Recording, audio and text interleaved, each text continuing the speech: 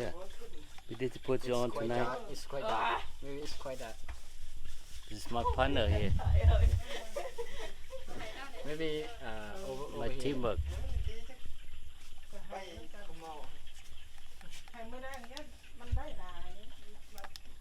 ไล่ยาตีไล่กันฉีดตัวรู้ว่าเนาะ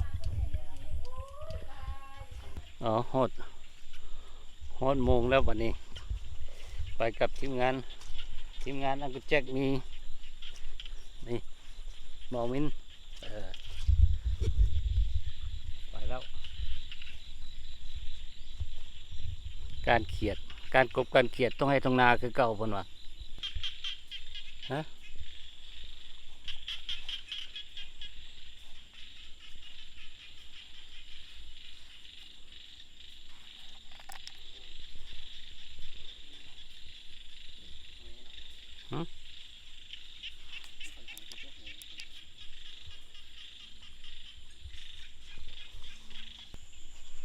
พักก่อน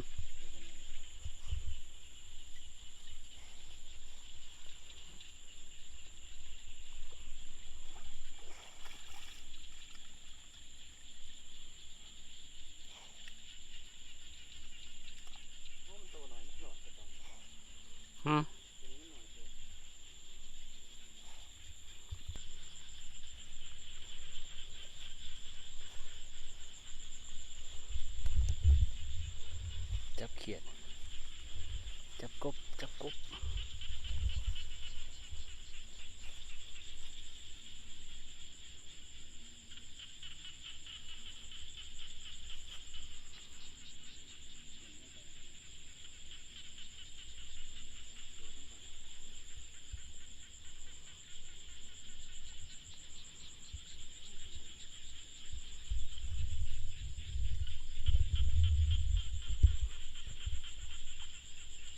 เห็นบ่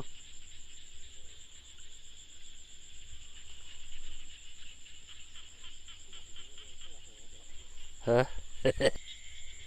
โอ้มันกล่องลงมากินเลยเนาะ โอ้ยเดี๋ยวจะสั่นเลยเก่ง จริ ที่สั่น งกล่องลงมากินเลยเนี่ยกล่องลงมากินต้นข้าวเนี่ยบ่โอ้ เป็นคนบริตื่นนะบริปลา อ่าฮะ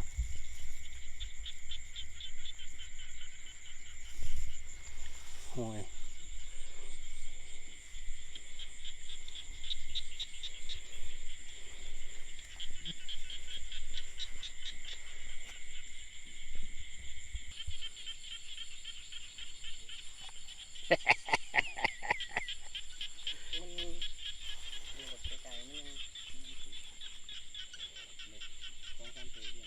ใส่เบิ้งเอามาให้ลุงเฮ็ดเบิ้ง you want to try ยังใส่ตามัน คุณวะ ตัวนั้นวะ โดยเสียงโคมไปใส่ตามันไม่ต้องละสายตาเสียงโคมไปใส่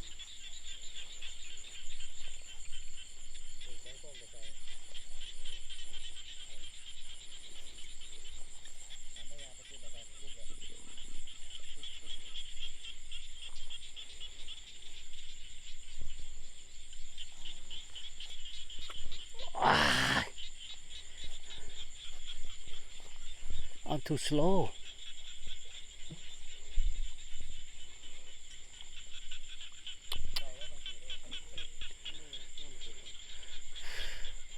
ว่าจะกำลังสิงำนะ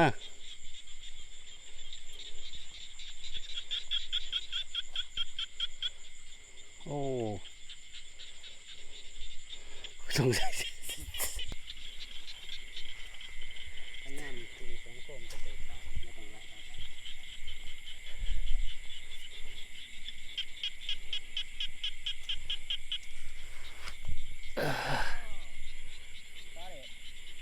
Yep. Yeah.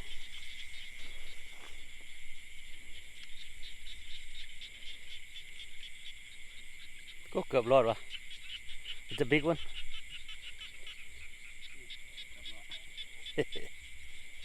Oh yeah. Good.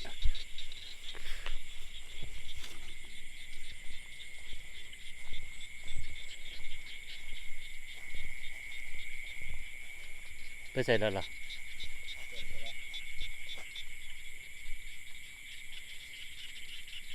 เกินลงนะเกินนี้นะ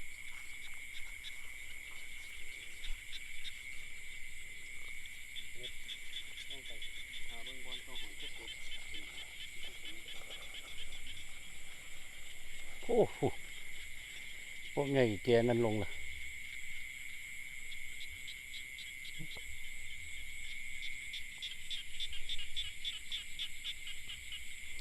โอ้มันแล้วเฮาโอ้โอ้ตัวโอ้บักใหญ่ไปแล้วอยู่เก้าวันโอเคครับ show me oh yeah oh I'll put it out here on the side oh yeah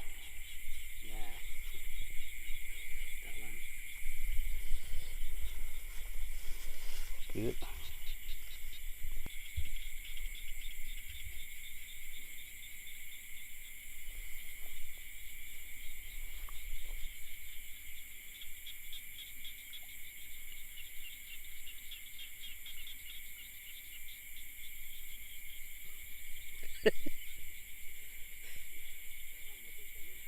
บุญเจ้า it's okay good try go ปลดเกือบใส่ผู้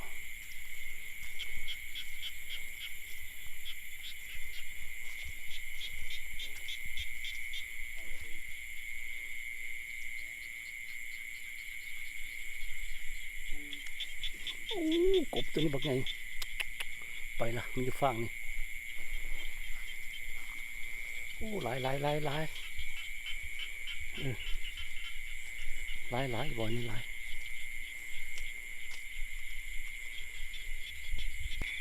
เบิ่งดูนี่คือมันตัวน้อยที่ตัวนี้ของกระสอบข้างกระสอบหนึ่งข้าวนี่The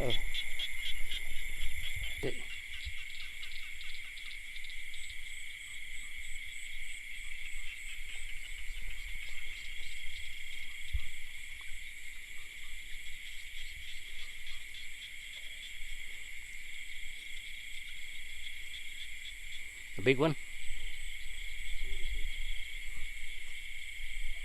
Oh,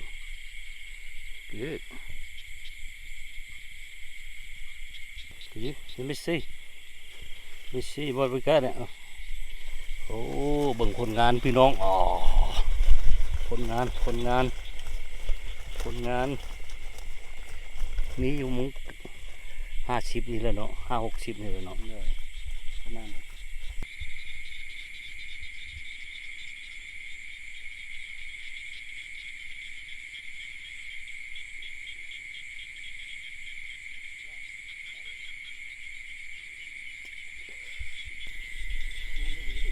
ตัวนั้นบ่แม่นวะ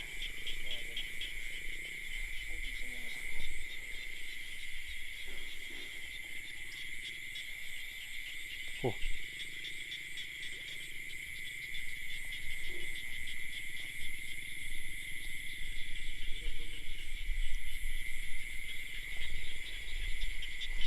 จกตัวนั้นต้องออกมา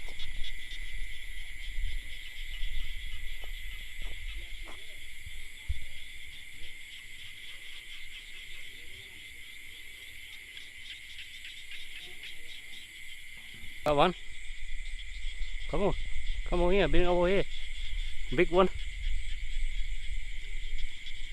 Oh. Put it outside. Yeah. Oh, I want to take a picture of it. Okay. Good. Put it up. The big one, huh? Oh, ตัวใหญ่ดีว่ะ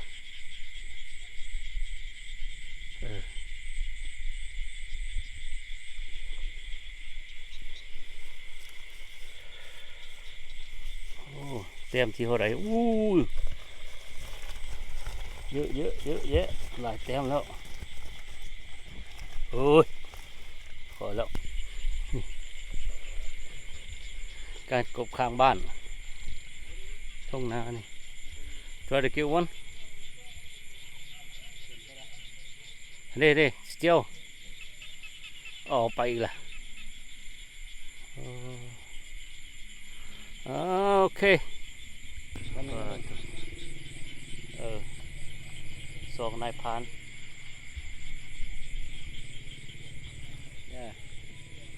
โอเค บาย we got fun a lot of fun มาการกบมานี่ก็ ชื่อว่าผ่านเต็มคลอง หลายเติบอยู่ อ่าฮะ เขาได้แจวแรงอยู่ พุ่นละ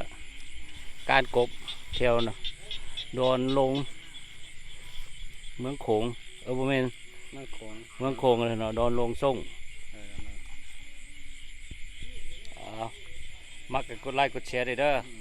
ติดตามอังกุแจก ตามมันนะเด้อ ทีมงานอังกุแจกเด้อนี่เด้อโอเคบาย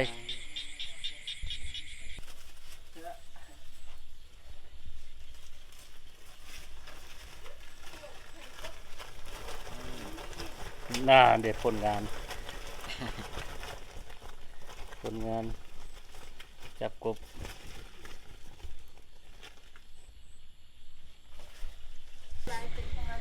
ใส่ได้หลายเทบอ บ่ไม่เอาแล้วกระทงเก่าเข้ามานี่นะ บ่ไปหาจับมาแน่นี่ มันมืดบ่เห็นดอกมืดจังเบิ่ง ผู้ท่าเบิ่งอันกบเต็มอันนี้